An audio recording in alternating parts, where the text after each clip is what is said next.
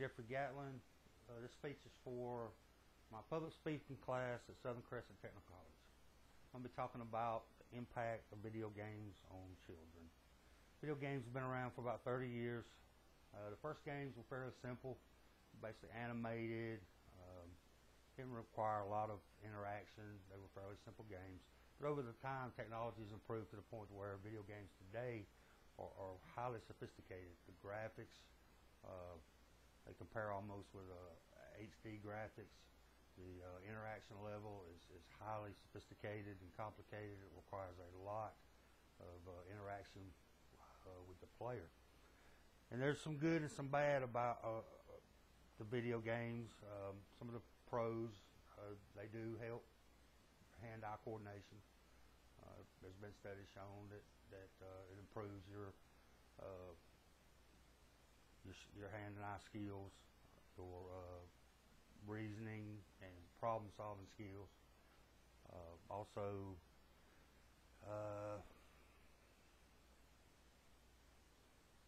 if you play games on a computer, it can help your computer knowledge.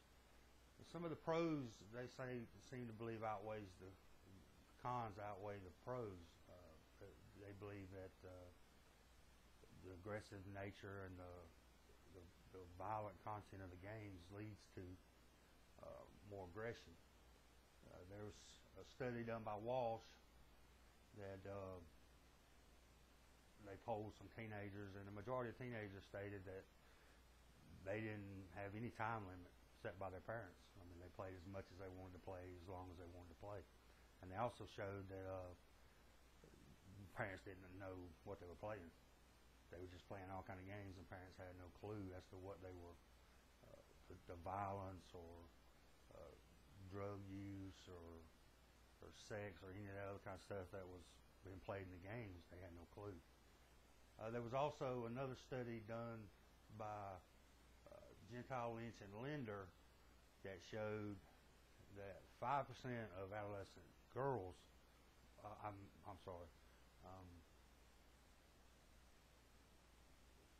adolescent girls played about 5 hours a week, and adolescent boys played about 13 hours a week. And they showed that this amount of time played on video games had a lot of negative impact. One of the areas was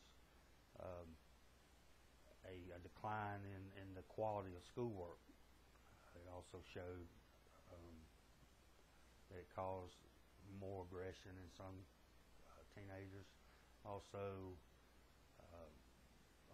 maybe more aggression toward peers if there was some type of confrontation, and sometimes more aggression toward teachers.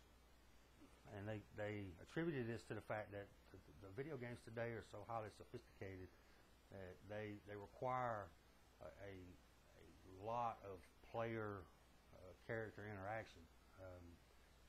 They encourage the player to basically become the figure that they're playing. They believe that they're that player. And it also requires a great deal of repetitive actions, which in a lot of cases it's violence, shooting, beating people up, those type of things.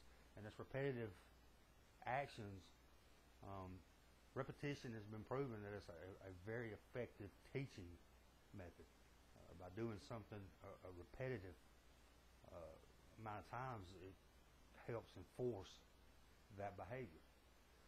So, in conclusion, there's several things that parents can and should do. You need to be aware of what games your kids are playing. Monitor the use on the computer, websites they're going to, games they're playing. Check the games, see what the ratings are. Games are rated today much like movies are, based on violence, sex, language, and things. So, be aware of what your kids are playing, games, and make sure that it's suitable for them and that you approve. Thank you.